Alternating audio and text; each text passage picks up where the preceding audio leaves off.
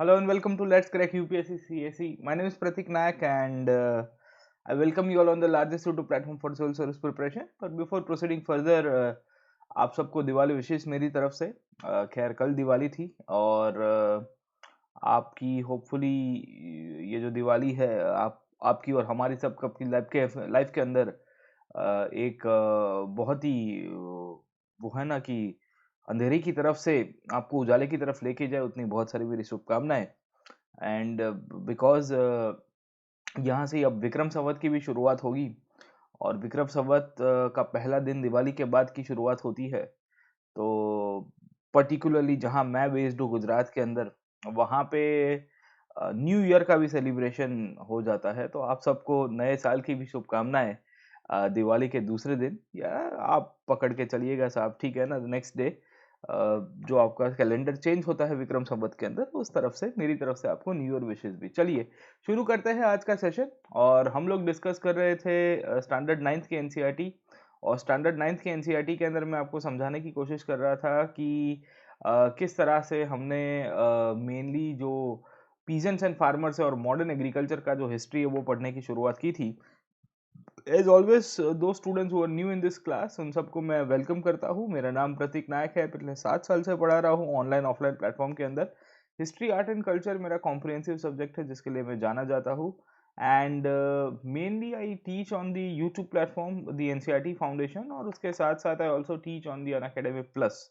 Unacademy plus एक ऐसा platform है जो इंडिया का लार्जेस्ट लर्निंग प्लेटफॉर्म है। ये प्लेटफॉर्म की खासियत ये रही है दोस्तों कि इसके द्वारा आप जुड़ सकते हो हम लोग के साथ, और पर्टिकुलरली आपकी जो तैयारी है वो तैयारी को और पुश कर सकते हो और उसके अंदर और चार चांद लगा सकते हो।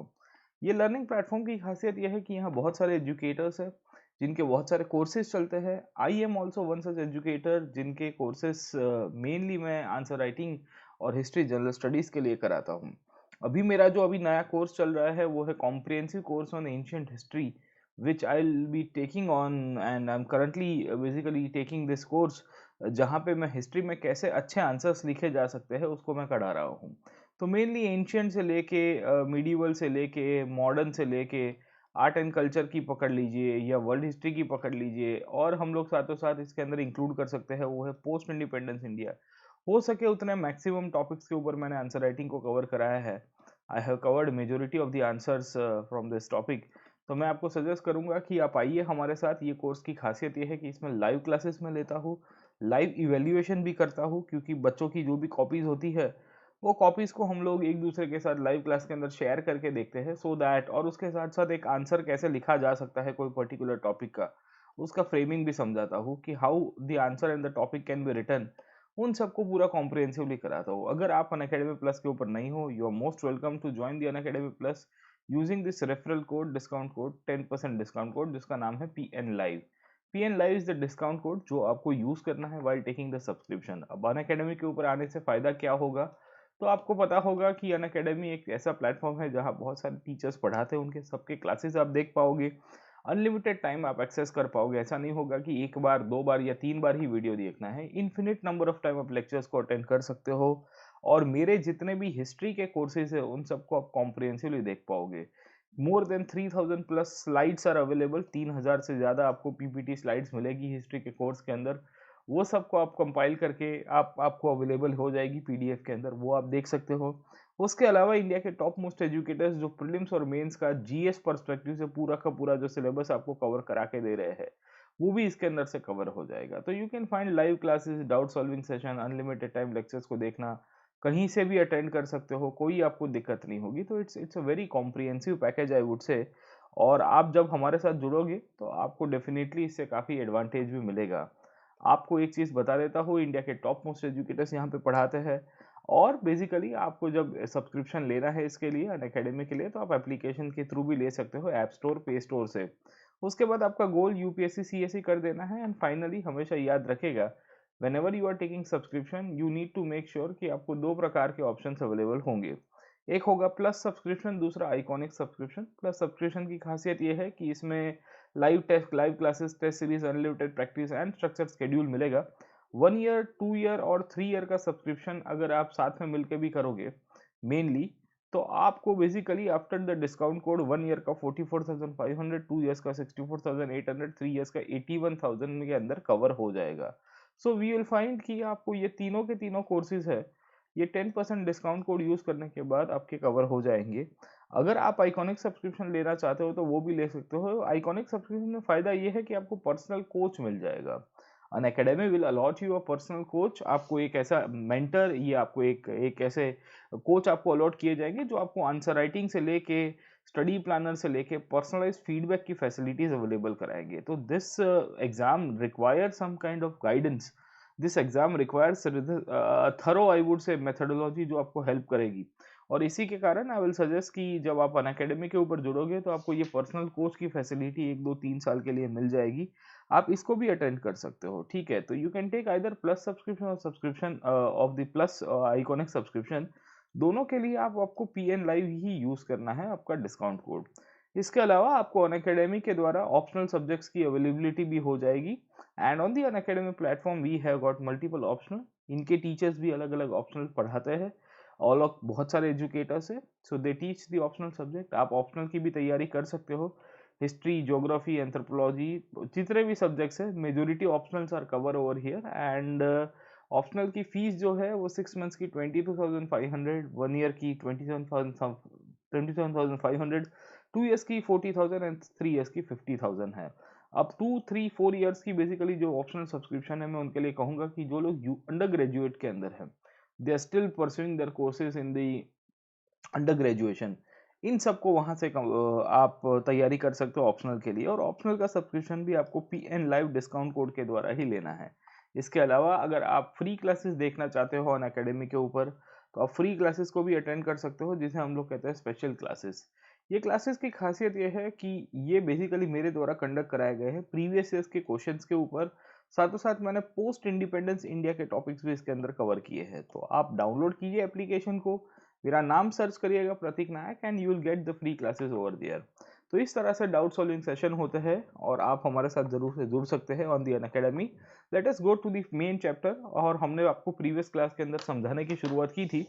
तो मैंने आपको बताया था कि जो पीजेंट्स एंड फार्मर कम्युनिटी है इंडिया के अंदर, वो किस तरह से इनफैक्ट इम्पैक्ट करती है with the entry of the British rule in India. और मुझे आपको यही समझाना था कि ये जो पीजेंट कम्युनिटी है इसका ग्रोथ कैसे होता है, ये पीजेंट कम्युनिटी का एक्सप्लोइटेशन भी कैसे होगा, इन सब पॉइंट्स को हम लोग आज के क्लास के अंदर डिस्कस करेंगे। तो हमने आपको प्रीवियस क्लास के अंदर जब ये चैप्टर शुरू किया था, तो 3 टॉपिक के साथ ये चैप्टर को इनफैक्ट है ना लिंकअप करने की कोशिश की थी। पहला पॉइंट था वो था स्मॉल कॉटेजर्स इन इंग्लैंड। इंग्लैंड के अंदर छोटे जो किसान थे, उन लोग के ऊपर क्या इम्पैक्ट होती है जब स्मॉल आपकी मॉडर्न एग्रीकल्चर की शुरुआत हुई। उसके बाद अमेरिका के अंदर सब लोग पागल की तरह गेहूं उगाने की कोशिश कर रहे थे, और गेहूं उगाने के चक्कर के अंदर उन्होंने जंगल साफ कर दिया। और गेहूं का प्रोडक्शन तो पहले बहुत हुआ, फिर लेटर उनको नुकसान भी बहुत होता है, वो चीज भी मैंने आपको बताई थी। उसके बाद तीसरा जो प्रश्न यहाँ से निकलता है दोस्तों, वो है opium producers of Bengal. Bengal के अंदर जो ओपियम की खेती हो रही है, उसको लेके काफी सारे इश्यूज क्रिएट होते हैं, और वही चीज आपको ये चैप्टर के अंदर भी मेंशन की गई है। जब हमने प्रीवियस क्लास को पढ़ना शुरू किया था, अगर आपको याद होगा, तो मैंने आपको अमेरिका की हिस्ट्री के बारे में पूरा का पूरा समझा दिया है। मुझे आपको पढ़ाना ये था कि किस तरह से भारत के अंदर ओपियम की खेती जो है, अफीम की खेती जो है, उसका ग्रोथ होने की शुरुआत होती है। और मेनली ये जो ओपियम की खेती की जब हम लोग बात करते हैं, उसमें किस तरह से इंडियन फार्मर को इंक्लूड किया गया है। तो हम इन द प्रीवियस सेशन मैंने आपको ये समझाया था कि इंडियन फार्मर्स को कमर्शियलाइजेशन एक कंपल्शन के रूप में इनफैक्ट फॉलो करना पड़ा था। अगर आपको याद होगा, तो इन द प्रीवियस सेशन मैंने आपको बताया था कि भाई जो खेती है, खेती के अंदर जो कमर्शियलाइजेशन है, वो कमर्शियलाइजेशन भारत के लोगों तो एक कंपलसरी प्रोसेस था। अगर आपको याद होगा, तो वी हैड डिस्कस कि commercialisation was a compulsory process. क्या दिख रहा है, मैं आपको क्या बता रहा हूँ, commercialisation was a compulsory process. अब कंपलसरी प्रोसेस क्यों बता रहा हूं मैं आपको, क्योंकि हमारे लोगों को तो इनफैक्ट है ना ऐसे क्रॉप्स उगाने के लिए मजबूर किया गया था। ये कमर्शियलाइजेशन 19 सेंचुरी के अंदर शुरू हुआ था। और 19 सेंचुरी के अंदर हमको सबसे ज्यादा बेसिकली 2 क्रॉप्स के लिए फोकस कराया जाता था। एक तो था इंडिगो और दूसरा कौन सा था, ओपीएम साहब, ठीक है ना। तो इंडिगो की जो स्टोरी है ये मैंने स्टैंडर्ड 8 की एनसीईआरटी के अंदर कवर कर दी थी साहब। और आपको उसके अंदर आपको स्पेक्ट्रम या किसी और के अंदर भी मिल जाएगी। ओपीएम जो है उसका हम लोग को प्रेजेंट चैप्टर के अंदर रिलेवेंस मिलेगा, तो मैं आपको समझाऊंगा कि क्या क्या चीजें हो रही है। दूसरी 20th सेंचुरी तक आते आते ये जो कमर्शियलाइजेशन ऑफ क्रॉप्स है उसके अंदर और डाइवर्सिफिकेशन हुआ।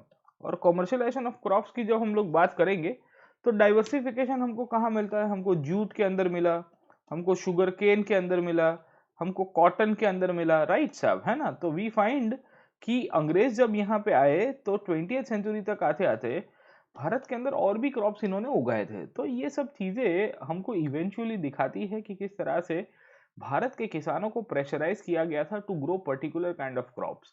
अब इंडिगो ग्रो कराने का इंटेंशन क्या था? इंडिगो ग्रो कराने का इंटेंशन ये था अंग्रेजों को, क्योंकि अंग्रेज जो कपड़ा बनाते थे ये कपड़े के अंदर डाई लगाने के लिए इंडिगो का यूज होता था साहब, ठीक है ना। तो कपड़े के लिए बेसिकली डाई के लिए आपके इंडिगो का यूज होता था। उसी तौर के ऊपर कॉटन जो है, cotton was mainly use for the textiles. और अंग्रेजों की जो टेक्सटाइल इंडस्ट्री थी कहाँ पे, मैनचेस्टर के अंदर, लिवरपूल के अंदर और भी जगहों के अंदर, लैंकेशायर के अंदर, वहां पे बेसिकली इन्होंने कॉटन का यूज किया। टी जो है वो पर्सनल कंजम्पशन के लिए इन लोग का था। और बेसिकली यहाँ भारत से काफी सारी चाय जो थे ये माउंटेनस रीजन के अंदर इन्होंने इंट्रोड्यूस कराई, उसके बाद भारत से बेची जाती थी साहब, ठीक है। अब सवाल ये है कि भारत के लोगों से ओपीएम उगाने का क्यों प्रयत्न किया साहब, ठीक है। अब ओपीएम एक ऐसा क्रॉप है जो मेनली आपको पता होगा कि इसका एडिक्शन अगर आपको लग जाता है तो काफी भारी हो जाएगा साहब, आपका जीवन खराब हो जाएगा। इसके बहुत सारे मिसयूज भी है। इसके फायदे ये है कि थोड़ा बहुत मेडिसिनल क्रॉप चलता है साहब। ओपीएम जो है वो इंडियन फार्मर्स को कंपाइल करके बोला गया कि आपको ये उगाना है। अब हमारे किसान ने मना कर दिया कि साहब हम नहीं उगाएंगे, we are not ready to face it. हाँ, बट ब्रिटिशर्स वांटेड कि ओपीएम जो है ये इंडिया से उगाएंगे साहब। इंडिया ओपीएम उगाएगा और इससे फायदा क्या होगा, what will happen, what will the advantage for the British साहब। ब्रिटिश इससे फायदा ये सकते हैं कि भाई चाइना से जो उनको चाय खरीदनी है वो चाइना से चाय बेसिकली यहाँ से इस तरह से ये ओपीएम के द्वारा फाइनेंस करेंगे। समझे कि नहीं समझे, है ना। तो what the Britishers used to do, Britishers used to say कि भाई इंडिया जो है वो ओपीएम उगाएगा और वो बेसिकली ओपीएम जो है अंग्रेज लोग इकट्ठे होके ये ओपीएम को मेनली अगर आप समझने की कोशिश करोगे तो चाइना के अंदर बेचेंगे। चाइना के अंदर जो चाय की खेती हो रही है वो कहाँ जाएगी साहब, इंग्लैंड के अंदर जाएगी। और इंग्लैंड की अंदर जो चाय की खपत हो रही थी वो कितनी हो रही थी, तो मैंने आपको प्रीवियस क्लास के अंदर बताया था 30 मिलियन पाउंड्स के आसपास एन्युअली इनफैक्ट अंग्रेजी लोग चाइना से चाय पी के चले जाते थे। और चाइनीज लोग ने इसके सामने गोल्ड और बुलियन इस प्रकार की, अगर आप देखो गोल्ड और सिल्वर जैसा मेटल है वो मांगा था अगर आपको चाय की प्रोडक्शन चाहिए तो साहब, ठीक है। And this is one of the reasons the Britishers decided कि they will be refinancing their tea options with the use of opium साहब, ठीक है। और अंग्रेजों ने क्या किया, भारत के लोगों को ओपीएम उगाने के लिए मजबूर किया। ये ओपीएम को इन्होंने चाइना के बाजारों के अंदर बेचा और चाइना की जो पब्लिक है उसको एडिक्ट बना दिया साहब, ठीक है। और ये एडिक्शन के कारण ही चाइना की पब्लिक पूरी तरह से गंजड़ी हो जाती है। हम लोग सादी भाषा में हम लोग ये कह सकते हैं। ये एडिक्शन के कारण over a period of time हमको क्या देखने को मिल रहा है, एक ऐसी सिचुएशन देखने को मिली कि जहां चाइना का जो राजा था वो राजा ने बेसिकली इसके ऊपर प्रोहिबिशन लगा दिया, इसके ऊपर बैन लगा दिया। और राजा ने जब ओपीएम के ऊपर प्रोहिबिशन और बैन लगाया, इसके कारण एक घटना होती है जिसे हम लोग कहते हैं ओपीएम वॉर्स। और ये ओपीएम वॉर्स के बाद ये जो इंग्लिश है, ये इंग्लिश लोगों ने चाइना के अंदर बेसिकली कैंटोन नाम का जो पोर्ट है, वो कैंटोन नाम का पोर्ट अपने कंट्रोल में ले लिया, जिसे हम लोग हांगकांग के रूप में आज की तारीख में पहचानते हैं साहब। उसको कैंटोन पोर्ट उस टाइम पे कहा जाता था, अंग्रेजी नाम था उसका। और इस तरह से हमको पता चलता है कि पूरी तरह से in fact Chinese trade of opium जो है, खास करके जो इंग्लिश के कंट्रोल में था, इसके द्वारा इन्होंने चाइना की सोसाइटी को पूरा बदहाल कर दिया। अब सवाल ये था कि ओपीएम इंडिया के अंदर से उगा के चाइना में बेचने का एक सबसे फंडामेंटल इंटेंशन इनका यही था कि they wanted something called as कि वो लोग अपनी चाय की खेती का फाइनेंसिंग कर पाए, क्योंकि चाय इनके यहाँ पे एनुअली बहुत सारे कंजम्पशन होता था और चाय की जो डिमांड थी उसको मैचअप करने के लिए मेनली इनफैक्ट कहीं ना कहीं अगर आप देखोगे तो ओपीएम के द्वारा उसको रीफाइनेंस कराने की कोशिश की गई। तो मैंने आपको प्रीवियस क्लास के अंदर जब ये चैप्टर पढ़ाने की शुरुआत की थी तो आपको समझाया था कि किस तरह से इंडिया के अंदर ओपीएम फार्मर्स को बेसिकली प्रेशराइज किया गया है। और इंडिया के अंदर ओपीएम की जो खेती है वो चाइना के अंदर चाय की खेती के साथ लिंकअप की गई है, क्योंकि बेसिकली अंग्रेज़ों को जो चाय का टेस्ट था वो ज़्यादा ही पसंद आ गया था। और चाय का टेस्ट जब इनको ज़्यादा पसंद आ जाता है तो चाइना के लिए इनफैक्ट है ना बहुत फ़ायदा था, पर अंग्रेज़ों के लिए बहुत बड़ा नुकसान था, क्योंकि अंग्रेज़ों का जो बैलेंस ऑफ ट्रेड था वो नेगेटिव जा रहा था, क्योंकि चाय के लिए उनको जो भी इनफैक्ट पैसा देना पड़ता था उसमें चाइनीज़ लोगों ने गोल्ड और सिल्वर के सिवा और कोई चीज़ें स्वीकारी नहीं हैं। चाइनीज़ ने बहुत क्लियर कट कह दिया कि भाई हम गोल्ड और सिल्वर के सिवा ही इनफैक्ट हम लोग नहीं मानेंगे। And this is one of the reasons कि अंग्रेज़ यहाँ पे कुछ ऐसी कमोडिटी को ढूंढ रहे थे जो चाइना के अंदर बेची जा सके, या उसके द्वारा वो चाय की अपनी डिमांड जो है उसको फुलफिल कर पाए। और चाइना के लोगों ने ओपीएम बेचनी शुरुआत या चाइना के लोगों के अंदर जो बाजार था उसके अंदर ओपीएम बेचने की शुरुआत हो जाती है, और वेस्टर्न मर्चेंट जो थे उन्होंने इलीगल ट्रेडिंग करना शुरू कर दिया। अंग्रेज लोगों ने बेसिकली चाइनीज के पोर्ट्स को कैप्चर करने के लिए छोटे ओपीएम के क्रेट्स इंपोर्ट कराए। और उसके बाद जब राजा को पता चला चाइना के यहाँ पे मंचू डायनेस्टी के कि भाई ये क्या हो रहा है, तो उसने एक ऑफिशियल को भेजा जिसका नाम है लिन जयशू। ये लिन जयशू के बेसिकली चक्कर के अंदर उन्होंने यहाँ पे ब्रिटिशर्स को बोल दिया और फॉरेनर्स को बोल दिया कि आज के बाद तुम कोई यहाँ पे ओपीएम नहीं ला सकते, तुम्हारी एंट्री चाइना के अंदर वर्जित हो गई है। तो उसके बाद आपके यहाँ पे ओपीएम वॉर्स की लड़ाई हो जाती है। समझ में आया आपको? ठीक है। अब घुमा फिरा के प्रश्न यही था कि ओपीएम भाई साहब इंडिया से आता था, राइट और रॉन्ग साहब? ओपीएम जो आता था कहाँ से आता था दोस्तों? इंडिया से आता था। अब सवाल यह है कि अगर इंडिया से ओपीएम आ रहा है, if the opium is coming from India, if the opium is coming from India, तो इसकी इम्पैक्ट क्या होगी? What will be the further impact of the same? तो यू ट्राई टू अंडरस्टैंड कि जब हम लोग इंडिया से ओपीएम की बात करते हैं, जब हम लोग इंडिया से ओपीएम की बात करते हैं तो इसकी इम्पैक्ट क्या होती है, उसके ऊपर आपको यहाँ पे इनफैक्ट बात की गई है। ठीक है ना? तो एनसीईआरटी लिखता है कि भाई चाइना के अंदर इन्होंने ओपीएम बहुत सारा पहुंचा दिया। अब सवाल यह था कि इतना सारा ओपीएम कहाँ से आया? ठीक है। तो वी फाइंड कि इंडियन पीजेंट्स की स्टोरी यहाँ से बढ़ने की शुरुआत होती है। एक्चुअली होता यह है कि before the British came to India, opium यहाँ पे एक लोकल क्रॉप के रूप में यूज होता था थोड़ा बहुत प्रोडक्शन के अंदर, पर generally it was confined for the medicinal use. और कुछ आपके ये जो नवाब साहब हुआ करते थे या मुगल्स के अंदर की जब हम लोग बात करेंगे तो उनमें से कुछ कुछ राजा थे जो अफीम के थोड़े बंधानी थे। अफीम के बंधानी का मतलब ये होता है कि ये लोग ऐसे थे जो लोग बेसिकली अफीम के थोड़े शौकीन थे। जैसे बाबर की बात करेंगे, या अगर आप पकड़ने की कोशिश करोगे तो we can give the example of this thing साहब। ठीक है ना? हुमायूं के साथ ये हुआ था। तो काफ़ी आपको मुगल किंग्स मिलेंगे जो लोग ओपीएम के शौकीन हुआ करते थे। पर इंडिया के अंदर ओपीएम कोई लार्ज प्रोडक्शन पे उतना नहीं होता था, ना ही ओपीएम जो है उसको लेके जो पब्लिक की जब हम लोग बात करेंगे वो पब्लिक भी उतनी हम लोग कहेंगे एडिक्ट थी साहब। ठीक है ना?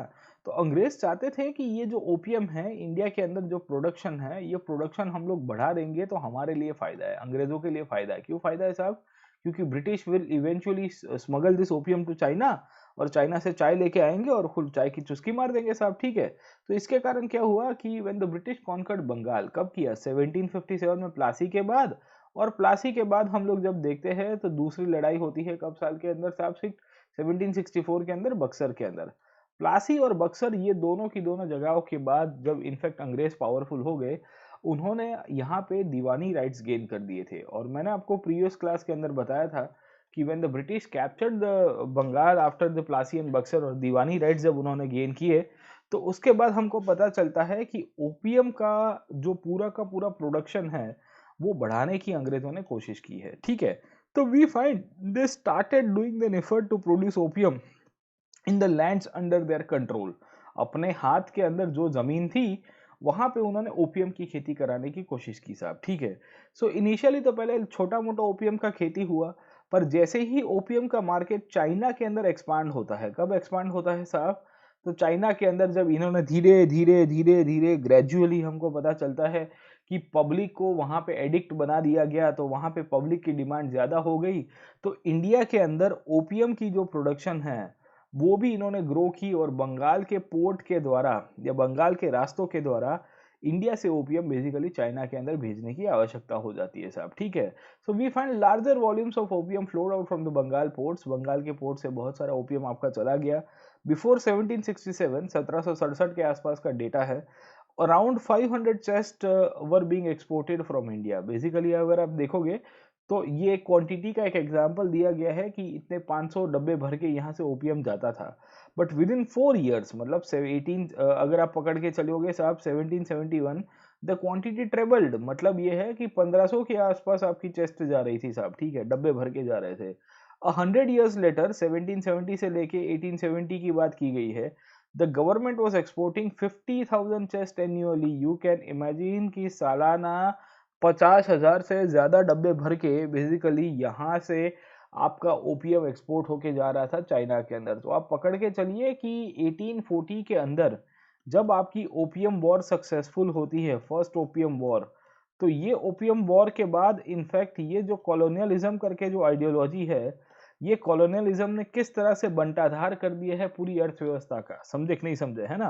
तो यू कैन इमेजिन कि क्या क्या चीज़ें इन्होंने इनफैक्ट वहाँ चाइना के अंदर लोगों को परेशान करने की कोशिश की थी।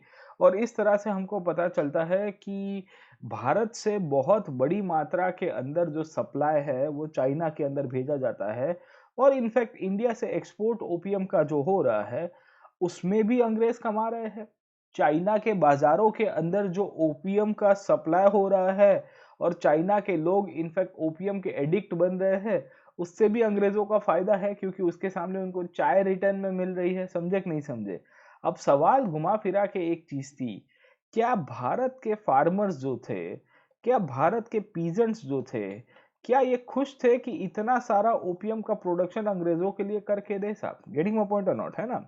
तो वी फाइंड कि this was not easy for the Britishers and the British government to increase the continuous supply of the opium from India to China। Bharat से चाइना आपको ओपियम इतना सारा भेजना है साहब, क्या उसके लिए हमारे किसान तैयार थे कि नहीं थे। तो हमारे किसान ने तो क्लियर कट कह दिया साहब, ठीक है, our cultivators were not ready to accept कि हम लोग ओपियम का ग्रो कराए। And this is one of the reasons, NCERT भी कहता है, how could the cultivators be persuaded to grow opium साहब। आप कल्टीवेटर्स को कैसे इनफैक्ट परस्यूड कर सकते हो कि आपको ओपीएम ग्रो करना है। समझ में आया कि नहीं है आपको, ठीक है। So this is one of the reasons, for variety of reasons they were unwilling to turn their fields over to poppy साहब, है न। हमारे जो किसान थे वो कहते हैं कि भाई देखिए, हम लोग अभी तैयार नहीं है, हम लोग को तो हमारा जो फूड क्रॉप्स उगा रहे हैं वो फूड क्रॉप्स उगाने में ज्यादा मजा है। हमको बेसिकली यहाँ पे पॉपी, जिसे हम लोग ओपीएम का प्लांट कहते हैं, वो उगाने की कोई इच्छा नहीं है। समझ में आया कि नहीं है आपको, ठीक है। तो आप देखिए कि ब्रिटिशर्स कितने श्रूर थे, क्योंकि अगर आपको ओपियम उगाना है तो आप जहाँ पे जो क्रॉप को ग्रो कर रहे हो पहले उसको हटाना पड़ेगा। समझे कि नहीं समझे, है ना। अब ओपियम की खासियत क्या है। ओपियम बेसिकली ऐसी ही जमीन के ऊपर उगना चाहिए जो क्वालिटी वाइज सबसे बेस्ट होगी साहब, ठीक है ना। अब हमारे किसान कहते हैं कि ये जो बेस्ट लैंड है वहां पे तो मैं अपना खाना उगाता हूँ, I basically grow my agriculture for my personal use and for the societal use. जो हमारी पॉपुलेशन है उनके खाने के लिए जो क्रॉप जरूरी है वो मैं उगाऊंगा। मैं आपके लिए ओपीएम क्यों उगाऊंगा, why should I grow opium for you साहब, ठीक है ना। बट हमको ये पता चलता है कि हमारे किसान जो ट्रेडिशनली पल्सेस उगाते थे जो जमीन के ऊपर, ऐसे जमीन जो बेसिकली गाँव के नजदीक है, ऐसी जमीन जो बहुत ही वेल मैन्योर्ड है, मतलब जहाँ पे आपको मैन्योर काफी अच्छा मिल जाता है साहब, ठीक है। इन सब जगहों की जब हम लोग बात करेंगे तो वहाँ पे हमारे किसान ट्रेडिशनली पल्सेस उगाते थे। और जैसे ही अगर आपको यहाँ पे ओपीएम उगाने का ऑर्डर दिया गया, मतलब ये है कि आज के बाद आप यहाँ पे पल्सेस नहीं ग्रो कर सकते। समझे कि नहीं समझे। एंड वी फाइंड कि जहाँ पे आप पल्सेस नहीं ग्रो कर सकते अपनी खुद की ज़मीन के ऊपर, वो पल्सेस को कहीं और आपको ग्रो करना पड़ेगा। शायद वहाँ पे लैंड की क्वालिटी अच्छी ना हो, शायद वहाँ पे आपकी जो वाटर की अवेबिलिटी अच्छी ना हो, शायद वहाँ पे जहाँ पे आपको पल्सेस उगाने का ऑर्डर दिया गया है वहाँ आपको जो है ओवरऑल आपको कुछ दिखे ना, ऐसा कुछ फायदा ना दिखे साहब, ठीक है ना। तो our peasants were not ready. हमारे पीजेंट्स जो है वो बेसिकली तैयार नहीं थे कि भाई हम ओपीएम क्यों उगाए। गेटिंग माय पॉइंट और नॉट, है ना। दूसरा क्या है कि बंगाल के अंदर उस टाइम पे जमींदारी सिस्टम चल रही थी साहब, है ना। और जब हम लोग जमींदारी सिस्टम की बात करेंगे तो जमींदारी सिस्टम की खासियत क्या थी, what was the significance of the zamindari system. Zamindari system की खासियत ये थी कि ईस्ट इंडिया कंपनी ने लैंड रेवेन्यू सिस्टम के तहत एक जमींदार को अपॉइंट किया था। और ये जो जमींदार है, ये जमींदार मूलभूत रूप से आपके जो भी पीजेंट्स है उनसे बेसिकली रेवेन्यू वसूल करने का काम करता था। ये जमींदार बेसिकली अगर आप समझने की कोशिश करोगे तो रेवेन्यू तो वसूल करता ही था, ये पीजेंट से रेंट भी वसूल किया करता था। अब रेंट क्यों वसूल करता था? तो एक्चुअली स्टोरी ये है दोस्तों कि जमींदारी सिस्टम जब लॉर्ड कॉर्नवालिस ने इंप्लीमेंट की, जिसे हम लोग परमानेंट सेटलमेंट करते हैं, ये जमींदारी सिस्टम या परमानेंट सेटलमेंट के बाद हमको पता चलता है कि आपके जो पीजेंट्स हुआ करते हैं, ये पीजेंट्स को बोल दिया जाता है कि आज के बाद तुम जहां पे खेती कर रहे हो वो जमीन जो है वो जमींदार की हो गई है, और तुमको अगर खेती करनी है कहीं पे जो जमीन के ऊपर, तो आपको उसके लिए रेंट देना पड़ेगा। रेंट का मतलब है भाड़ा साहब, ठीक है ना। और बेसिकली जो भी आप प्रोडक्शन कर रहे हो, ये प्रोडक्शन के ऊपर आपको रेवेन्यू भी देना है। तो किसानों की हालत तो ऑलरेडी खस्तेहाल थी। किसान जो थे, इनके पास ओनरशिप नहीं होने के कारण ये लोग ऑलरेडी खस्तेहाल थे। तो ये जहां पे खेती भी कर रहे थे वो जमीन भी उनकी नहीं थी, और वहां पे बेसिकली पल्सेस की जगह इनको बोला जा रहा है कि आपको अभी ये ओपीएम का ग्रो करना है, ओपीएम का प्रोडक्शन करना है। तो कहां तक वैलिड है साहब, ठीक है। So our peasants and there were many cultivators in India who did not had any land साहब। ये सब के सब लोग बेसिकली लैंड रेंट के ऊपर लेते थे लैंडलॉर्ड से बेसिकली, और जो लीज के ऊपर लिया करते थे, और जो लैंडलॉर्ड है, जो जमींदार है, वो इनके ऊपर बेसिकली बहुत सारा चार्जेस भी इम्पोज करते थे। समझे कि नहीं समझे, है ना। तो हमको पता चलता है कि ओपीएम के प्रोडक्शन को लेके काफी सारे लोग रेजिस्ट कर रहे हैं, क्योंकि एक तो जमीन उनके हाथ में नहीं है, दूसरा ओपीएम के लिए आपको बेस्ट क्वालिटी लैंड चाहिए। अब जितना बेस्ट क्वालिटी ऑफ लैंड अगर आपको प्रोडक्शन करवाना है, तो वहां पे रेवेन्यू भी ज्यादा लगेगा, क्योंकि आपको अगर हाई क्वालिटी ऑफ लैंड चाहिए तो यू नीड टू पे मोर मनी फॉर दैट साहब। तीसरी पॉइंट आपको यहाँ पे मिलती है कि कल्टीवेशन ऑफ ओपीएम का जो प्रोसेस है, ये प्रोसेस बहुत डिफिकल्ट प्रोसेस रहा है। डिफिकल्ट प्रोसेस का मतलब ये होता है दोस्तों कि ओपीएम कल्टीवेशन की जो प्रक्रिया है वो काफी कॉम्प्लिकेटेड हुआ करती थी। कॉम्प्लिकेटेड इसके लिए क्योंकि हमको पता चलता है कि जो नॉर्मल खेती है उस तरह से ओपीएम की खेती नहीं होती है। ओपीएम का क्रॉप ऐसा है जो बहुत ही डेलिकेट है। डेलिकेट का मतलब ये होता है कि अगर आपने पॉपी को देखा है, poppy is similar to this साहब, ठीक है ना। एक्चुअली ये लॉलीपॉप जैसा आपको दिखेगा साहब, गेटिंग माय पॉइंट, है ना। तो पतला सा आपको एक डंडा मिलेगा, और उसके ऊपर आपको इस प्रकार का गोल करके आपको एक क्या कहते हैं उसका मेन जो प्लांट है उसको मिल जाएगा आपको, ठीक है। अब पॉपी के प्लांट की खासियत ये है कि अगर उसके ऊपर थोड़ा ज्यादा प्रेशर लगा दिया, या अगर आपने उसके ऊपर ज्यादा कुछ इनफेक्ट है ना कुछ करने की कोशिश की, तो सब कुछ बदल जाएगा, सब कुछ है ना पूरी तरह से वो क्या कहते हैं कि प्रोसेस जो है पूरी तरह से प्रॉब्लमेटिक हो जाएगा। गेटिंग माय पॉइंट, है ना। तो ओपीएम के अंदर भी यही था कि डेलिकेट प्लांट था। जो भी कल्टीवेटर्स थे उस टाइम पे, वहां पे जो ओपीएम की खेती करने वाले लोग थे, उन लोग को यहाँ पे ओपीएम का प्लांट ग्रो कराने में बहुत टाइम लगता था, क्योंकि they need to spend very long hours for nurturing. इनको समझ में आ गया कि भाई अगर हम लोग ओपीएम उगाते रहे इसके अंदर तो पागल हो जाएंगे साहब, ठीक है। पागल इसके लिए क्योंकि यहाँ उसको जो नर्चर करना था, उसको पूरी तरह से उसको जो बैलेंसिंग आउट करना था, उसमें काफ़ी सारे इश्यूज और टाइम भी लग जाएंगे साहब, ठीक है। So this is one of the reasons we find कि हमारे किसान जो ऑलरेडी ज़मीन इनके पास नहीं थी, हमारे किसान जो ऑलरेडी हम लोग कह सकते हैं कि फूड क्रॉप्स उगाने के लिए ज़्यादा इंक्लाइंड थे, और हमारे किसान जो बंगाल के अंदर उस टाइम पे थे, जिन लोग को बड़ी बड़ी मात्रा में लैंड रेवेन्यू देनी पड़ती थी किसानों को, ज़मींदारों को, और रेंट देना पड़ता था ज़मींदारों को, इन सब कंडीशंस में इवेंचुअली क्या होता है साहब कि ओपीएम की खेती कराने वाले लोग बहुत ही कम थे, क्योंकि ये नहीं चाहते थे कि बेसिकली अगर उन्होंने ओपीएम के लिए प्रेशराइज किया गया तो इनको कोई और क्रॉप उगाने का टाइम ही नहीं रहेगा साहब। गेटिंग माय पॉइंट, है ना। They will not have enough time to care for other crops. जो दूसरे क्रॉप्स इनको उगाने हैं वो उगाने के लिए आपको बेसिकली और समय भी नहीं लगेगा। तो ये जो सिचुएशन यहाँ पे क्रिएट की गई है, all the situation that has been created over here, ये सब सिचुएशन में हमको दर्शाता है और पता चलता है कि इनकी कंडीशन बहुत ख़राब हो जाती है।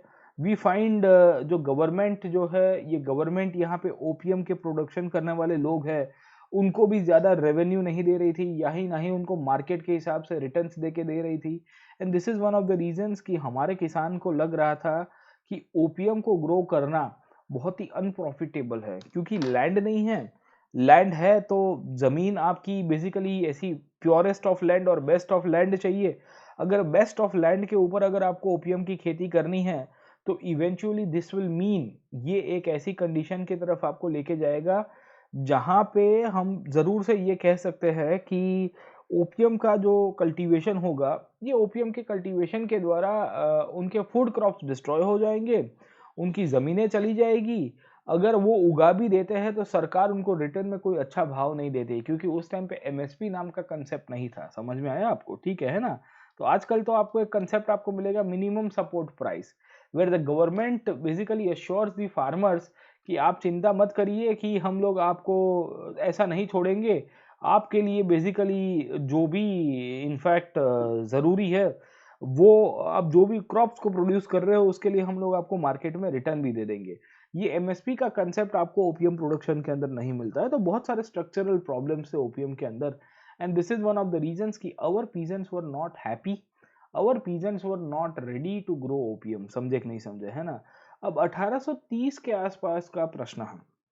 हमारे पीजेंट्स जो है, इंडियन पीजेंट्स ने बहुत क्लियर कट कह दिया कि we are not ready to grow opium. उन्होंने कह दिया कि देखो हम भाई ये जो पॉपी का प्लांट है वो ग्रो नहीं करना चाहते, हम दुखी है क्योंकि आपने हमको प्रेशराइज किया है। समझे कि नहीं समझे? और इसके लिए एनसीईआरटी के अंदर इसी के रिलेटेड एक टॉपिक लिखा गया है जो कहता है कि how were unwilling cultivators made to produce opium. ठीक है, ऐसे लोग जो अनविलिंग थे, जो नहीं चाहते थे कि बेसिकली ओपीएम का ग्रोथ हो, उनको किस तरह से प्रेशराइज किया गया, उनको किस तरह से समझाया गया कि बेटा ओपीएम उगा लो, उसी में ही तुम्हारा भला है। You try to grow opium, that is only beneficial for you. समझे कि नहीं समझे, है ना? तो अब उसी के पोर्शन के अंदर चले जाता हूँ। Let us try to go and see कि इसके अंदर की क्या खासियत है। ठीक है, तो ये कहता है the board appears to think that the cultivators are not willing to cultivate. In fact अगर आप देखोगे तो 1833 के आसपास का ये पूरा पैराग्राफ दिया गया है। The deputy opium agent of Allahabad wrote in the year 1833, 1833 के अंदर ये चीज लिखी गई है। For 2 years past I have had the constant communication with the cultivators in some of the districts of the South Jamna and state positively the people are discontented and dissatisfied almost a man साहब। ठीक है ना? तो एक British official है, ये British officials अपने authorities को लिखते हैं कि क्या सिचुएशन यहाँ पे है। ठीक है, I have made many inquiries on the subject and the impression left on my mind is that the cultivation of poppy is considered a curse by the people and that only undue authorities it to upheld. The cultivation was introduced at the request, name I may say, as the command of the collector. The people tell me they are ill used and abused and even beaten by the chaprasis.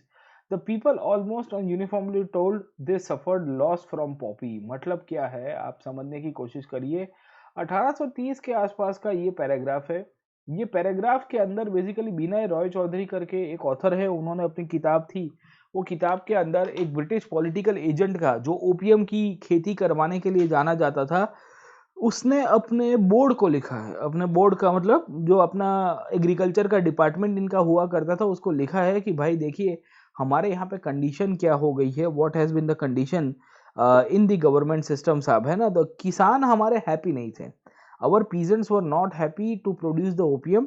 Our peasants were clear cut कि भाई हमको OPM नहीं उगाना है, हम कुछ और कर देंगे लाइफ के अंदर साहब। ठीक है, गेटिंग माय पॉइंट, है ना? तो अब सवाल ये था कि आप ईस्ट इंडिया कंपनी के ऑफिशियल हो, आपको ये हमारे पीजन को कन्विंस करना है कि यार आप ओपीएम उगा दो साहब। ठीक है ना? तो ब्रिटिश ऑफिशियल्स के साथ सबसे बड़ा ये चैलेंज था कि हमारे किसानों को कैसे कन्विंस कराया जाए कि देखो भाई तुम ओपीएम उगाओगे तो हमारे लिए फायदा होगा। क्यों होगा फायदा? क्योंकि ट्रेड विथ चाइना जो है, ट्रेड विथ चाइना है, वो ऐसे ही पॉसिबल हो पाएगा साहब। ठीक है ना? क्योंकि चाइना के साथ चाय का जो व्यापार है, किसका व्यापार है साहब? चाय का व्यापार है। वो तो ओपीएम के थ्रू, एक्सचेंज के द्वारा और उसके थ्रू फाइनेंस किया जाएगा। गेटिंग माय पॉइंट, है ना? तो ये सब कंडीशन में क्या हो रहा है, what is happening, the Britishers started pressurising the farmers. The Britishers started using different different tools, जिसके द्वारा ओपीएम की जो फार्मर्स थे उनको थोड़ा बहुत समझाया गया कि देखिए भाई तुम ओपीएम उगाओगे तुम्हारे लिए फायदा होगा साहब। ठीक है ना? तो वी फाइंड कि हमारे जो कल्टीवेटर्स थे though were not happy to produce opium, उनको बेसिकली कहीं ना कहीं एक नई सिस्टम दी गई जिसे हम लोग कहते हैं द सिस्टम ऑफ एडवांस। अब ये क्या थी याद रखिएगा, what do mean by system of advance. तो ब्रिटिशर्स ने क्या किया कि भारत के जो भी किसान थे उनको एडवांस में पैसा देने की शुरुआत की। समझे कि नहीं समझे? तो इसके लिए सिस्टम ऑफ एडवांस कहते हैं। कहा कि देखिए भाई साहब, आप इंडियन पीजेंट हो, आपके पास पैसा नहीं है, आप ओपीएम की खेती क्यों नहीं करना चाहते हो? क्योंकि आपके पास पैसा नहीं है। The British will give you a money साहब, ब्रिटिशियर्स आपके लिए पैसा देंगे और ये पैसे से आप बेसिक इंस्ट्रूमेंट जो चाहिए होते हैं या खेती के लिए जो आपको सरंजाम चाहिए, you need any kind of tool for agriculture, उन सबको आप ले लीजिए हमसे और फिर उसके बाद काम करिए साहब। गेटिंग माय पॉइंट है ना। So this is one of the reason in the rural areas of Bengal, Bengal के रूरल एरियाज के अंदर बहुत ही large number of poor peasants हुआ करते थे। There were large number of poor peasants in Bengal. इनके पास कोई ज्यादा पैसे नहीं थे, they never had the energy to survive साहब, ठीक है। And it was very difficult for them to pay the rent to the landlord और टू बाय फूड और क्लॉथिंग साहब। तो इन लोग की कंडीशन अगर आप समझने की कोशिश करोगे इंडियन पीजेंट्स की, बहुत खराब थी पहले से ही। और इनफैक्ट इन लोग को अंग्रेजों ने एक लॉलीपॉप देने की शुरुआत की और बताया कि हम तुमको लोन दे देंगे, हम तुमको एडवांस में पैसा दे देंगे, आप ये जो एडवांस का जो पैसा है इसके द्वारा आप एग्रीकल्चर को बढ़ाने की शुरुआत कर सकते हो। गेटिंग माय पॉइंट है ना। तो वी फाइंड कि 1780s का ये पीरियड है। इस टाइम पे भारत के अंदर जो गवर्नर था जिसका नाम था लॉर्ड कॉर्नवालिस साहब, या इसके पहले तो वॉरेन हेस्टिंग्स था 1785 से पहले। पीजेंट्स ने बेसिकली जो भी गांव के हेडमैन हुआ करते थे, ये हेडमैन के द्वारा पैसा एक्सेप्ट करना शुरू किया। ये पैसा बेसिकली कौन देता था? ईस्ट इंडिया कंपनी वाले देते थे। ये विलेज के हेडमैन को महतो कहा जाता है, ये याद रखिएगा, इट्स अ कीवर्ड। ये कीवर्ड से आपका क्वेश्चन बनता रहता है कि महतो किसे कहते हैं, whom do we call as Mahato साहब, ठीक है ना। So from the 1780s such peasants found their way in the village headman। जो महतो हुआ करता था, जो इनको बेसिकली मनी का एडवांस दिया करता था, इनको पैसा आगे दिया करता था। और उसके बाद ही सवाल आता है कि हमारे जो किसान थे उनको बेसिकली कोई पैसा एडवांस में दे रहा है तो उनकी भी जीप लपलपा जाती थी। उनको भी होता था कि देखो भाई हमको पैसा अभी एडवांस में मिल रहा है तो हम कुछ करते हैं, और उन्होंने एक्सेप्ट करना शुरू कर दिया। गेटिंग माय पॉइंट है ना। तो व्हाट डू वी फाइंड कि इनको ऐसा था कि हम लोग एडवांस में अंग्रेजों से पैसा ले लेंगे, ये जो लोन का पैसा हमने स्वीकारा है, ये लोन से हम लोग बेसिकली अब ओपीएम की खेती करेंगे और उसके बाद लोन को वापस देंगे। गेटिंग माय पॉइंट और नॉट। अब प्रॉब्लम क्या होता है कि जैसे ही आपने अंग्रेजों से लोन ले ली बाय प्रोड्यूसिंग द ओपीएम, उसके बाद मतलब ये हुआ कि you are tied with the government. Tied with the government का मतलब ये होता है कि आज की तारीख में भी अगर आप जब बैंक से लोन लेते हो तो बैंक आपके साथ बहुत सारी एश्योरेंस और गारंटी और आदि इत्यादि चीजें मांगता है कि नहीं मांगता साहब, ठीक है ना। So whenever you take the loan from the bank, bank will give कि भाई आप चलिए भाई आप लोन ले रहे हो हमसे तो आपको कुछ एश्योरिटी देनी पड़ेगी, बहुत सारी चीजें देनी पड़ेगी, और अगर आप नहीं दे पा रहे हो, if you are not able to give up साहब, तो उसके बाद हम आपको पनिश भी करेंगे। तो हमारे किसानों के साथ भी दोस्तों यही होता है साहब, ठीक है ना। So even for our peasants the same thing happening. We find कि हमारी जो गवर्नमेंट थी, जो ब्रिटिश सरकार थी, इन्होंने एजेंट्स के द्वारा मेनली अगर आप समझोगे तो पूरा का पूरा एक सिस्टम बना दिया। और ये ब्रिटिशर्स ने डिसाइड किया कि हम लोग बेसिकली एजेंट्स अपॉइंट करेंगे। ये एजेंट्स जनरली विलेज के हेडमैन हुआ करते थे, और इनके द्वारा इन्होंने क्या कर दिया साहब, ओपीएम का जो पूरा का पूरा लोन का प्रोसेस था वो पीजेंट के पास देने की कोशिश की गई। अब देखिए ये जो एग्रीमेंट होता था, ये एग्रीमेंट के अंदर लोन तो किसान को मिल गया। अब किसान का सपना ये था कि लोन लेके वो थोड़ी अपने आर्थिक विकास कर देगा, पर हुआ ऐसा नहीं साहब, ठीक है। हमारे कल्टीवेटर्स को जैसे ही आपने लोन ले लिया तो आपको बोला जाता था कि ऑन अ स्पेसिफाइड एरिया, एक विशेष विस्तार के अंदर, on a specified area you are suppose to grow opium. आपको एक विशेष विस्तार के अंदर ओपीएम को ग्रो करना है, and hand over the produce to the agent once the crop has been harvested. मतलब ये है कि चलो से फॉर एग्जांपल एक किसान है जिसके पास 10 बीघा लैंड है, अगर उसने ये एग्रीमेंट कर दिया और उसने अंग्रेजों से लोन ले लिया, तो अंग्रेज उसको बोलेंगे कि करीबन 7 से 8 बीघा के अंदर आपको ये जो ओपीएम है ये प्रोडक्शन करना होगा। और एक बार प्रोडक्शन आपका हो जाता है तो आपका जो हार्वेस्टिंग क्रॉप है, हार्वेस्टेड क्रॉप का मतलब क्या है कि आपने कटिंग वटिंग कर दी है, ये क्रॉप फाइनली आपको किसको दे देना है, you are suppose to give back to the agent. मतलब आप उसको बाजार में नहीं बेच सकते हो। समझ में आया कि नहीं है आपको, ठीक है। अब देखिए कहानी क्या है। हमारे जो किसान थे वो लोग को मजबूर किया गया पहले तो ओपीएम ग्रो करने के लिए। उनकी जो जमीन थी, फर्टाइल लैंड थी, वहां पे उन्होंने ओपीएम ग्रो करने की शुरुआत की। तो वहां के अंदर जो आपके फूड क्रॉप्स हुआ करते थे वो फूड क्रॉप्स तो बर्बाद हो गए सबके सब। गेटिंग माय पॉइंट और नॉट, है ना। क्योंकि इसके बाद अब फूड क्रॉप्स तो ग्रो नहीं कर पाएंगे। दूसरा पॉइंट आपको यहाँ पे क्या मिल रहा है कि जब आपका ओपीएम का प्रोडक्शन हो भी गया, even you had the growth of the opium production, तो ओपीएम प्रोडक्शन करने के बाद आप कहीं और नहीं बेच सकते। You can not sell it to someone else, आप समझे, है ना। तो आप जब बेसिकली यहाँ पे किसी को बेच नहीं पाओगे तो मतलब क्या है, what does that signifies, that signifies कि तुम्हारा शोषण हो रहा है।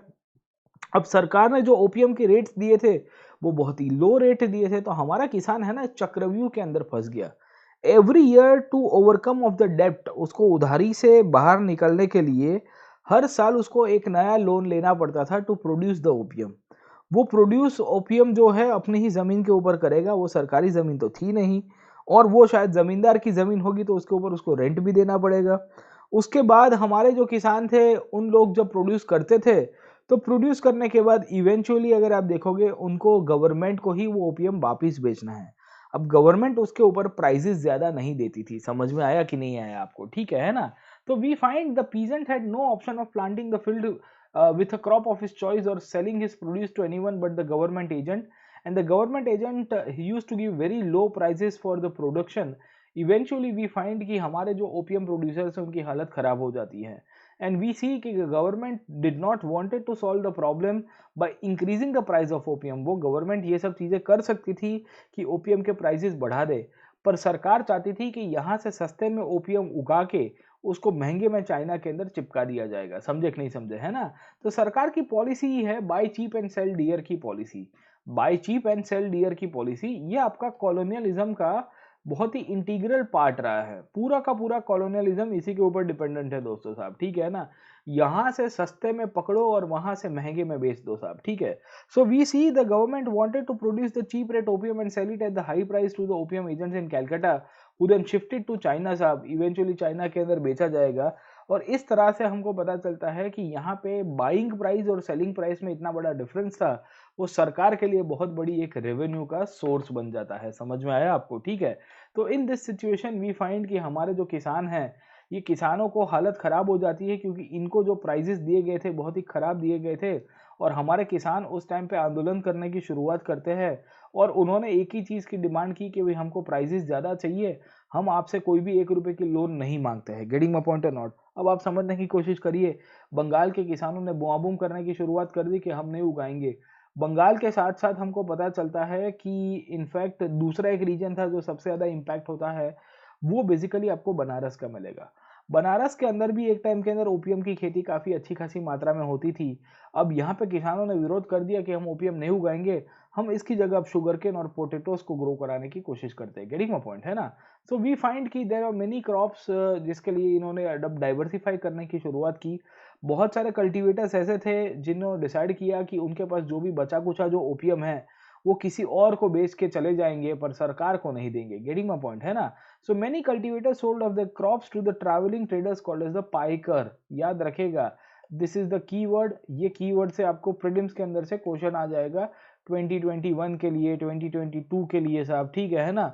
आप लोग कहते हो ना कि सर ये कीवर्ड कहाँ से पूछता है यूपीएससी, तो यहाँ से पूछता रहता है। तो जब जब आप कीवर्ड्स को देखोगे दोस्तों, तो आपको ये जब पढ़ते वक्त आपको पता होना चाहिए कि कौन सा ये जो कीवर्ड है उसके साथ लिंकअप किया गया है। गेटिंग माय पॉइंट, है ना?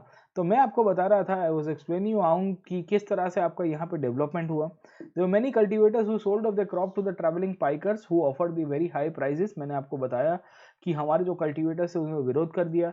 इन the year 1773 the British government in Bengal established a monopoly to trade in opium साहब, और उसके बाद डिसाइड किया जाता है कि आज के बाद लीगल परमिट जो है ओपीएम की ट्रेडिंग को लेके वो खाली सरकार के पास ही रहेगी। And this is one of the reasons the government try to control the opium. In fact हमारे किसानों ने मना किया था, हमारे किसानों ने बहुत क्लियर कट कह दिया कि भाई हम लोग नहीं उगाएंगे। 1820 के आसपास का डेटा हमको बताता है कि ब्रिटिशर्स को पता चला कि उनका ओपीएम प्रोडक्शन का जो प्लान था इंडिया के अंदर, वो बहुत बुरी मात्रा में डिक्लाइन होने की शुरुआत हो जाती है, और साथों साथ उनको ये भी पता चलता है कि ये जो ओपीएम प्रोडक्शन जो है ये बंगाल के अंदर तो डाउन हुआ पर बाकी सारे रीजन में अप जा रहा है। समझे कि नहीं समझे, है ना? So we find the British territories were producing less opium, but the British territories के बाहर अगर आप समझने की कोशिश करोगे, अदर एरियाज है वहां पे ओपीएम का प्रोडक्शन हाई हो रहा है। खास करके सेंट्रल इंडिया के अंदर अगर आपको पता होगा, छत्तीसगढ़ वाला रीजन है, झारखंड प्लेटू वाला रीजन है वहाँ, दूसरा राजस्थान के अंदर, और तीसरे प्रिंसली स्टेट्स के अंदर। ये तीनों के तीनों विस्तार ऐसे हैं जो अंग्रेजों के कंट्रोल में 1820 के अंदर नहीं आए थे। अंग्रेजों को पता था कि यहाँ पे ओपीएम की खेती बहुत अच्छी तरह से हो रही है, और अगर ओपीएम की खेती अच्छी तरह से हो रही है उसका मतलब ये होता है कि हमको ये सब स्टेट्स को कंट्रोल करने की आवश्यकता होगी। समझे कि नहीं समझे, है ना? तो we find the government over a period of time will be trying to control the princely states, क्योंकि सरकार को पता था कि प्रिंसली स्टेट्स वाले ओपीएम से पैसा कमा सकते हैं। राजस्थान के अंदर भी बहुत सारे प्रिंसली स्टेट्स है, वहाँ के लोग भी पैसा कमा सकते हैं। सेंट्रल इंडिया के अंदर ट्राइबल कम्युनिटीज है, ये लोग भी ओपीएम की खेती करके अंग्रेजों को नुकसान पहुंचा सकते हैं। सो ओपीएम एक ऐसा क्रॉप हो गया था जो काफ़ी डोमिनेंट क्रॉप था, और इससे काफ़ी सारा पैसा भी हम लोग कमाने की कोशिश भी कर सकते हैं। And this is one of the reasons कि ये तीनों के तीनों रीजन्स मैंने आपको बताया, सेंट्रल इंडिया बताया, राजस्थान की बात की, प्रिंसली स्टेट्स की बात की, इन सब के अंदर से जो लोकल व्यापारी थे वो लोग बेसिकली काफ़ी अच्छा भाव दे रहे थे, क्योंकि ये डायरेक्टली चाइना के बाज़ारों के अंदर एक्सपोर्ट करने का काम करेंगे। गेटिंग माय पॉइंट, है ना? तो वी फाइंड कि ब्रिटिशर्स को पता चल गया कि भाई हमारे यहाँ पे बंगाल, बिहार और उड़ीसा, ये 3 विस्तार जो हमने एक टाइम के ऊपर कैप्चर किए थे, वो विस्तार के अंदर आपका ओपीएम प्रोडक्शन डाउन जा रहा है और हमको नुकसान जा रहा है। Other areas which are not in the British control, वहाँ पे क्या देखने को मिल रहा है, ओपीएम प्रोडक्शन बहुत ही हाई जा रहा है। इनफैक्ट ओपीएम इतना प्रोमिनेंट हो गया था कि ओपीएम के अंदर हमको पता चलता है कि जो भी ट्रेडर्स थे, ये ट्रेडर्स जब व्यापार करने निकलते थे तो अपने साथ बंदूक बंदूक लेके निकलते थे, क्योंकि उनको पता था कि भाई साहब, अगर हमने बेसिकली ओपीएम को ऐसे ही लूज बेचने की कोशिश की, या ओपीएम को ऐसे ही बाजारों में लूज छोड़ दिया, या ऐसे ही ओपन एंडेडली अगर हम लोग सेलिंग करने की कोशिश करेंगे, तो there can be a possibility कि हमारी जो सामान है वो लूट फाट कर दी जाए, बहुत सारी चीज़ें होगी। अब अंग्रेज़ों को पता चला कि यार हमारे एरिया में प्रोडक्शन कम हो रहा है, हमको नुकसान ज़्यादा हो रहा है। भारत के अलग-अलग एरियाज़ के अंदर बेसिकली जो ओपीएम प्रोडक्शन बढ़ रहा है, उसके कारण वहाँ के लोग माला-माल हो रहे हैं। अब अंग्रेज़ बेसिकली 1830s तक आते-आते, अगर आपको पता होगा, पूरे के पूरे इंडिया में पॉलिटिकल पावर में आ चुके हैं। They had already in power by the year 1833। 1830 तक आते-आते गवर्नर जनरल ऑफ इंडिया का आपको टाइटल भी मिल जाएगा, which was given to William Bentinck साहब, है ना? तो ब्रिटिशर्स ने इसके बाद डिसाइड कर दिया और ऑफिशियल एक प्रोक्लेमेशन लगाया कि आज के बाद ओपीएम का ट्रेड इलीगल है। आज के बाद इसका स्मगलिंग और इसका कोई भी एक्सपोर्ट नहीं हो पाएगा। ओपीएम के ऊपर खाली और खाली गवर्नमेंट की मोनोपोली रहेगी, और प्रिंसली स्टेट्स के अंदर भी बोल दिया गया आज के बाद तुम ओपीएम की खेती नहीं कर पाओगे। इनफैक्ट जो भी प्रिंसली स्टेट जो ब्रिटिशर्स के अंडर हुआ करते थे, जो गवर्नमेंट के अंडर हुआ करते थे, वहाँ गवर्नमेंट ने पॉलिटिकल एजेंट्स को अपॉइंट किया था। ये पॉलिटिकल एजेंट्स को टारगेट दिया जाता है कि ये जो ओपीएम की खेती हो रही है, जो अफीम की खेती हो रही है, उसको डिस्ट्रॉय कर दो, उसको पूरी तरह से कन्फिस्केट कर दिया गया है। And this is one of the reasons we find कि there created a conflict between the British government, the peasants and the local traders, because the peasants and the local traders were happy with the interdependence on each other, but the Britishers did not like कि भाई यहाँ के जो peasants है, यहाँ के जो opium producers है, वो बारों बार सामान बेचे। अंग्रेज चाहते थे कि हमारे थ्रू बेचा जाए।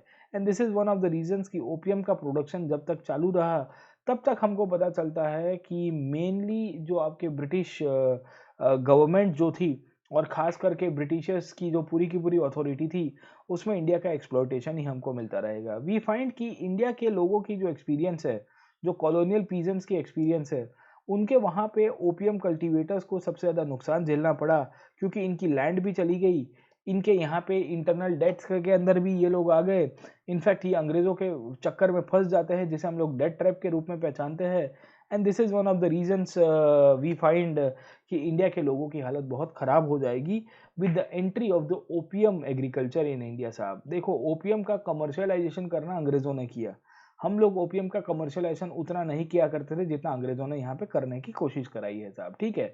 तो घुमा फिरा के अगर आप समझने की कोशिश करिए, ये चैप्टर को जब हमने शुरू किया था तो मैंने आपको बताने की कोशिश की थी कि मॉडर्न एग्रीकल्चर कैसे आता है। ये मॉडर्न एग्रीकल्चर के अंदर हमने सबसे पहले ये चैप्टर जब पढ़ने की शुरुआत की, तो मैंने बताया था कि इंग्लैंड के अंदर मॉडर्न एग्रीकल्चर के आने की शुरुआत हुई, और मॉडर्न एग्रीकल्चर इंग्लैंड के अंदर आया विद द मैकेनाइजेशन। ये मैकेनाइजेशन का लोगों ने विरोध किया था और बहुत सारे थ्रेसिंग मशीन को तोड़ने की कोशिश की थी।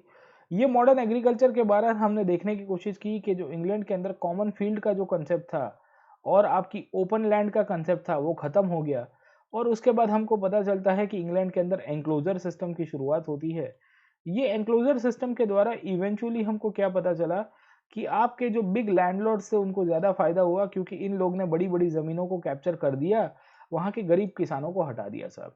उसके बाद हमने देखने की कोशिश की कि अमेरिका के अंदर भी मॉडर्न एग्रीकल्चर की शुरुआत कैसे हुई।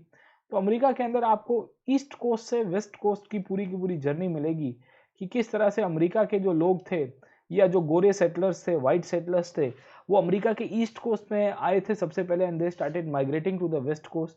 इन्होंने माइग्रेशन के दौरान नेटिव्स को ख़त्म कर दिया और ख़ास करके जो सेंट्रल अमेरिका का ग्रेट प्लेन्स वाला एरिया है, ये ग्रेट प्लेन्स के एरिया के अंदर इन्होंने वीट एग्रीकल्चर की शुरुआत की। ये वीट को बेसिकली बहुत लार्ज एरिया में इन्होंने उगाने की शुरुआत की और वहाँ पे फाइनली इन्होंने क्या किया, इन्होंने भी मैकेनाइजेशन कर दिया। अब जब मैकेनाइजेशन हुआ बहुत बड़ी मात्रा के अंदर तो सॉइल जो है वो लूज हो जाता है, सॉइल का ग्रोथ होता है, जंगल जो है पूरी तरह से अगर आप देखोगे साफ हो जाएगा, जंगल साफ होगा, मट्टी खुली पड़ी है, एग्रीकल्चर आपका 1-2 साल के अंदर प्रैक्टिस नहीं हुआ एंड उसके बाद डस्ट स्टॉर्म आने की शुरुआत होती है। ये जो डस्ट स्टॉर्म आते हैं तो इतनी खराब कंडीशन में आ जाता है कि आपके यहाँ पे एकदम काला काला काला काला मट्टी सब जम जाएगा साहब, और बहुत लोग मारे जाते हैं और thousands and thousands of acres of आपके क्रॉप्स है वो डिस्ट्रॉय हो जाएंगे। ये भी अमेरिका के अंदर हुआ और हमको पता चला कि मॉडर्न एग्रीकल्चर कितना हानिकारक है। तीसरा आपको इंडिया के अंदर मॉडर्न एग्रीकल्चर मिलेगा। इंडिया के अंदर बेसिकली फूड क्रॉप्स को ना ग्रो कराते हुए हमारे लोगों को प्रेशराइज किया गया कि आपको कमर्शियल क्रॉप्स की तरफ जाना है। ये कमर्शियल क्रॉप्स बेसिकली ओपीएम की पूरी स्टोरी थी कि कैसे हमको फोर्सफुली ओपीएम ग्रो कराया जाता है। ये ओपीएम बेसिकली क्यों उगाने की हम लोग को मजबूर किया जा रहा था, क्योंकि अंग्रेज लोग चाइना के साथ जो ट्रेड कर रहे थे टी का, वो चाइना का जो व्यापार है चाय का, उसको कहीं ना कहीं बैलेंस किया जाए, इसके लिए उन्होंने ये पूरा का पूरा काम करने की कोशिश की थी। तो ये चैप्टर में ये 3 चीजें सबसे प्रोमिनेंट थी, all this 3 things were prominent in this chapter, और ये चैप्टर घुमा फिरा के ये 3 चीजों के ऊपर ही फोकस करता रहता है। गेटिंग माय पॉइंट है ना। तो वी फाइंड कि कंक्लूजन के अंदर ये चैप्टर क्या कहता है। ये चैप्टर कहता है कि दुनिया के अलग अलग ग्रामीण विस्तारों के अंदर किस तरह से परिवर्तन होता है जैसे जैसे समय आगे चला गया। ये चेंजेस जो भी होने की शुरुआत होती है वहां पे इनकी पैटर्न सेम नहीं हुआ करती थी। घुमा फिरा के आपको एक चीज आपको मिलेगी कि इनफैक्ट जो भी ग्रामीण विस्तार में रहने वाले लोग थे वो सबसे ज्यादा बैडली अफेक्टेड थे। कुछ कुछ लोगों को फायदा हुआ, मेजोरिटी लोगों को नुकसान होता है। जैसे भारत के अंदर भी जब हम लोग देखेंगे तो हमको पता चलता है कि opium farmers were not happy and this is one of the reason कि मॉडर्नाइजेशन हमेशा आपको पॉजिटिव चीजें दिखाता है, ऐसा जरूरी नहीं है। मॉडर्नाइजेशन में नेगेटिव चीजें भी होती है। गेटिंग माय पॉइंट है ना। So nor was the history of modernisation simply a glorious story of the growth and development. मैंने आपको पहले भी बताया, मैं आपको अभी भी यही समझा रहा हूँ कि आप जब मॉडर्नाइजेशन को देखो तो हमेशा उसके नेगेटिव साइड को भी देखिए। आप देखिए कितने लोग डिस्प्लेस हुए, आप देखिए कितने लोग इम्पोवरिश हुए, आप देखिए किस तरह से एनवायरमेंटल चेंजेस आए, किस तरह से लोगों ने विद्रोह किए, कॉलोनाइजेशन के कारण बेसिकली स्थानिक लोगों ने कितने अपने रोजगार को घुमा दिया, कितनी सारी चीजें आपको यहाँ पे मिलेगी। और जब आप उसको पूरा का पूरा कॉम्प्रिहेंसिव पिक्चर देखोगे मॉडर्नाइजेशन का, कि ये आपके यहाँ पे कॉलोनाइजेशन होने की शुरुआत होती है, ये कॉलोनाइजेशन और मॉडर्नाइजेशन इवेंचुअली क्या करता है, आपके यहाँ पे अर्थव्यवस्था को पूरी तरह से डिस्ट्रॉय और एनिहिलेट कर देगा साहब। ठीक है। तो ये जो सिचुएशन बन रही है पीजेंट्स और फार्मर्स की पूरे वर्ल्ड के अंदर, उनका शोषण होना, यही मॉडर्नाइजेशन का अल्टीमेट आपको आउटकम यहाँ से मिलता रहेगा। गेटिंग माय पॉइंट है ना। तो वी सी कि आपको इतना पॉइंट पता होना चाहिए कि किस तरह से यहाँ पे ओपीएम की खेती होती है। ये आप अगर देख रहे हो तो ये बॉक्सेस मिलेंगे आपको, इसको क्रेट कहा जाता है। ये क्रेट के अंदर भर के इन्होंने बेसिकली ओपीएम की एग्रीकल्चर को करने की कोशिश की थी साहब। ठीक है ना। तो this was how the opium agriculture वो प्रैक्टिस बाय द ब्रिटिश, और ये ओपीएम एग्रीकल्चर इस तरह से ही चलता रहा। गेटिंग माय पॉइंट है ना, समझ में आया आपको। तो इतना पॉइंट आपको पता होना चाहिए। अब यहाँ से 2-3 पॉइंट्स आपके लास्ट 2 क्वेश्चंस के बाकी रह गए हैं। हमने आगे के जो क्वेश्चंस है वो ऑलरेडी कर दिए थे। The questions that are given before, आगे के जो क्वेश्चंस है वो हमने ऑलरेडी कर दिए थे। अब हमको बेसिकली यही देखना है कि जो फर्दर है ये फर्दर डेवलपमेंट क्या होगा साहब। ठीक है। गेटिंग माय पॉइंट है ना। तो वी सी कि आपको 2 पॉइंट लिखा गया है। पहला पॉइंट लिखा गया है write a paragraph on why the British insisted on the farmers growing opium in India साहब। ठीक है ना। फार्मर्स इंडिया में ओपीएम ग्रो करे उसके पीछे का कारण क्या था साहब। ठीक है। और दूसरा था कि why the Indian farmers were reluctant to grow opium. समझे कि नहीं समझे, है ना। तो पहला क्वेश्चन अगर आप देखिए, why the Britishers insisted for the farmers to grow opium. ठीक है। पहला क्वेश्चन क्या पूछा गया है, आपको पूछा गया है कि आपको पूछा गया है why the British interested, British का क्या इंसिस्टेंस था साहब कि ये इंडिया के अंदर ओपीएम ग्रो करने की बात करेंगे। हाँ, तो ब्रिटिश का इंसिस्टेंस का एक कारण क्या था, what were the reasons behind that साहब। रीजंस यही थे कि यार इनको चाइना के साथ व्यापार करना था, चाइना की सोसाइटी को पूरा अफीम का एडिक्ट बनाना था, चाइना की सोसाइटी को डिस्ट्रॉय करना था, इसके लिए ओपियम ग्रो कराया गया साहब। बहुत क्लियर कट है साहब। चाइना से प्रॉफिट कमाना था साहब। इंडिया से बेसिकली एक कंसेप्ट चलता है buy cheap and sell dear का पॉलिसी। ये buy cheap and sell dear की पॉलिसी के द्वारा पूरी की पूरी जो आपकी अर्थव्यवस्था थी उसको खलास करने का काम किया साहब। ठीक है, गेटिंग माय पॉइंट है ना। और हमारे पीजेंट्स क्यों रिलक्टेंट थे? हमारे पीजेंट रिलक्टेंट ही हो गए ना साहब, क्योंकि ओपियम एक ट्रेडिशनल क्रॉप नहीं था इंडिया को लेके साहब। ठीक है, तो हम लोग को फूड क्रॉप्स की जगह बोला गया कि आपको ओपियम को ग्रो करना है साहब। और फूड क्रॉप्स में क्या हम लोग दाल उगाते थे साहब, we used to grow pulses. ठीक है, तो हमारी क्वालिटी ऑफ लैंड जो है, बेस्ट क्वालिटी ऑफ लैंड जो है वो कहाँ जा रही है? It is going in the production of opium. हमको प्रेशराइज कर दिया गया कि सबसे अच्छी क्वालिटी ऑफ लैंड जो होगी वो ओपियम प्रोडक्शन के अंदर जाएगी साहब। तो ये क्या दर्शाता है? What does this thing shows, है ना। दूसरी इंपॉर्टेंट पॉइंट, हम लोग को प्राइजेस नहीं मिल रहे थे, we were not getting the good prices.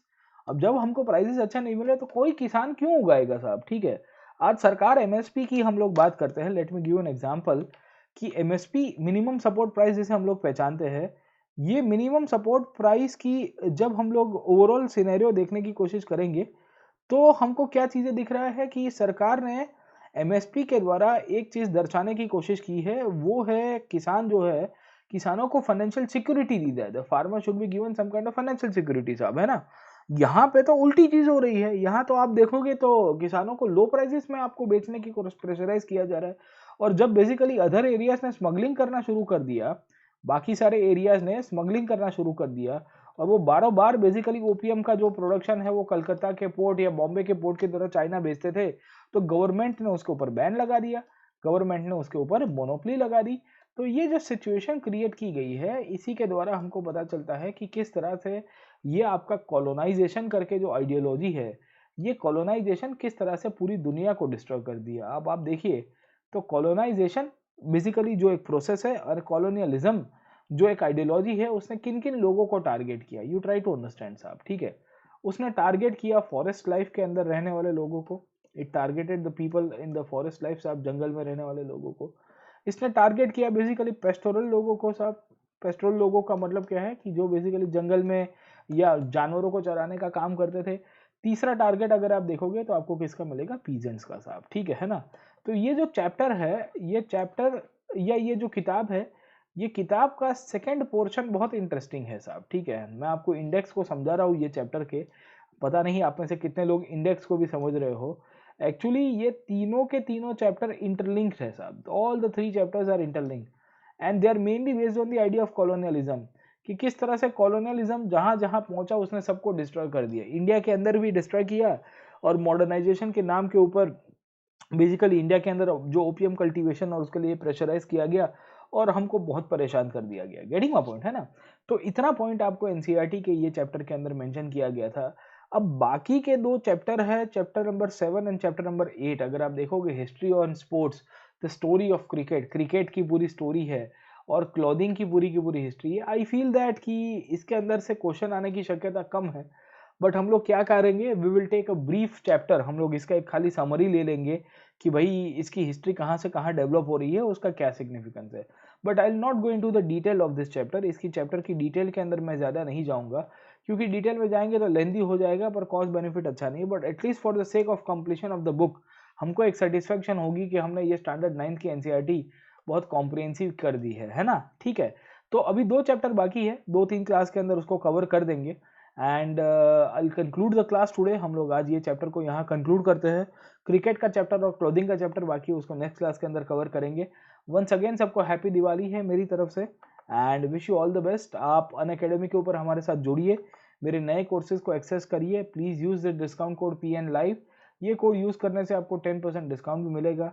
Answer writing का कोर्स अभी चला रहा हूँ कॉम्प्रिहेंसिवली, लाइव इवेल्युएशन हो रहा है, लाइव चेकिंग हो रहा है साहब। ठीक है, एक हमने पूरा का पूरा प्रोसेस और मेथोडोलॉजी डेवलप किया है, जहाँ बच्चे हमको आंसर सेंड करते हैं, उसके बाद हम लोग उसका डिस्कशन करते हैं, और साथ साथ उसके मॉडल आंसर्स को कैसे अप्रोच किया जा सकता है वो भी कवर कराते हैं। तो मोस्ट वेलकम आपको है, आप आइए हमारे साथ जुड़िए, बहुत ही मज़ा आएगी, बहुत कॉम्प्रिहेंसिवली तैयारी हो पाएगी। Like, share and subscribe to this platform.